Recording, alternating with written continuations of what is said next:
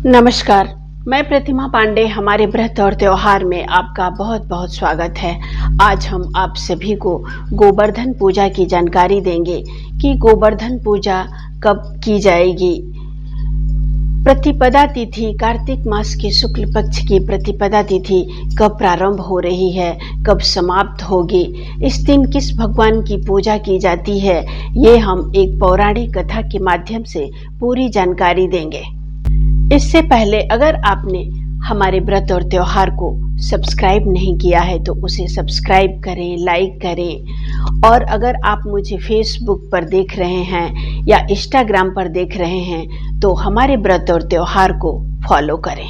इस 5 दिवसीय त्योहारों में चौथे दिन गोवर्धन पूजा की जाती है। गोवर्धन पूजा कार्तिक मास के शुक्ल पक्ष की प्रतिपदा तिथि को की जाती है। कार्तिक मास के शुक्ल पक्ष की प्रतिपदा तिथि को अन्नकूट के नाम से भी जाना जाता है, क्योंकि इस दिन अन्नकूट का भोग लगाया जाता है। प्रतिपदा तिथि के दिन गोबर से भगवान की मूर्ति बनाई जाती है और सभी घर परिवार मोहल्ले के लोग एक साथ मिलकर उनकी पूजा करते हैं। हमारे पंचांग के अनुसार 2024 में कार्तिक मास के शुक्ल पक्ष की प्रतिपदा तिथि 1 नवंबर की शाम को 6:16 पर शुरू हो रही है और 2 नवंबर को शाम के समय 8:12 पर प्रतिपदा तिथि समाप्त हो जाएगी। उदया तिथि का ध्यान रखते हुए हम सभी लोग गोवर्धन पूजा 2 नवंबर दिन शनिवार के दिन करेंगे। गोवर्धन पूजा का शुभ समय है 2 नवंबर दिन शनिवार को प्रातः 5 बजे से लेकर 5:45 तक ये ब्रह्म मुहूर्त का समय है। इस समय में पूजा करना बहुत शुभ होगा। इस दिन अभिजीत मुहूर्त है दोपहर में 11:47 से लेकर 12:23 तक। इस शुभ समय में पूजा करना बहुत ही शुभ माना जाता है।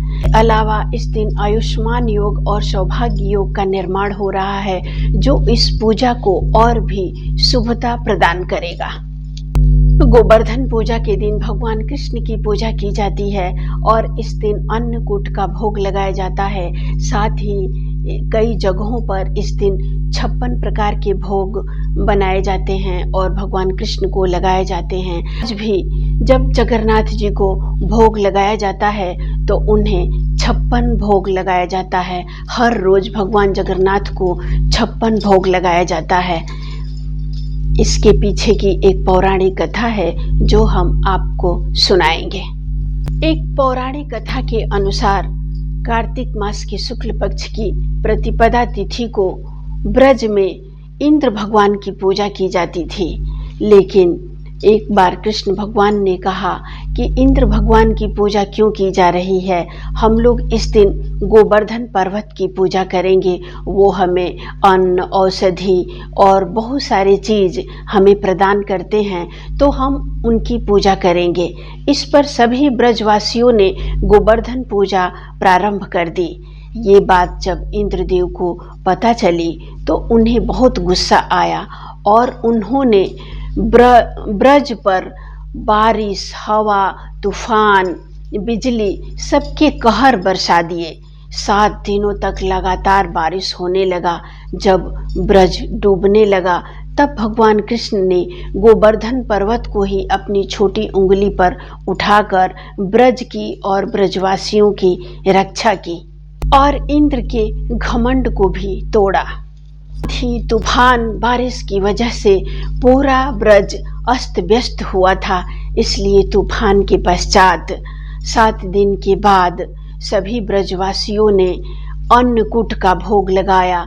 तो अन्नकूट में वो सभी प्रकार की सब्जियों को मिक्स करके और बनाए और उसी को भगवान का भोग लगाए। तब से भगवान कृष्ण को इस दिन अन्नकूट का भोग लगाया जाता है और इस दिन भगवान कृष्ण को 56 भोग भी लगाए जाते हैं। ये कहानी भी गोवर्धन पर्वत से ही जुड़ी है। जब 7 दिन तक भगवान कृष्ण अपनी छोटी उंगली पर गोवर्धन पर्वत उठाए थे तो उन्होंने 7 दिनों तक कुछ भी खाया और पिया नहीं था। माता जसोदा उनको एक दिन में 8 बार खाना और पीना पिलाती थी। वो सब जोड़कर 7 दिन के बाद माता जसोदा ने खुश होकर भगवान कृष्ण को 56 प्रकार के भोग लगाए और उन्हें खिलाया। तब से ये माना जाता है कि कार्तिक मास के शुक्ल पक्ष की प्रतिपदा तिथि को भगवान कृष्ण को 56 भोग लगाया जाता है और ये प्रथा आज तक भी चलती आ रही है। सभी लोग इस दिन भगवान कृष्ण की पूजा कर उनके आशीर्वाद को प्राप्त करें। अगले वीडियो में फिर हम एक नई जानकारी के साथ उपस्थित होंगे। नमस्कार।